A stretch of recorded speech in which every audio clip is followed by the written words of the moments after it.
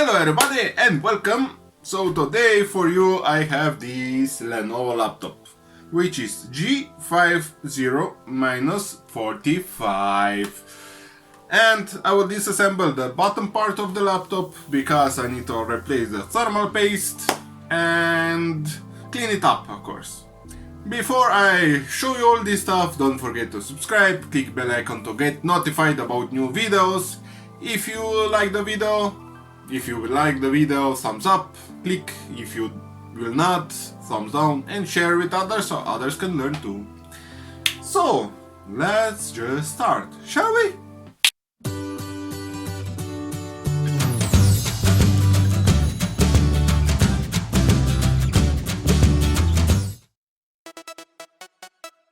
Don't stop.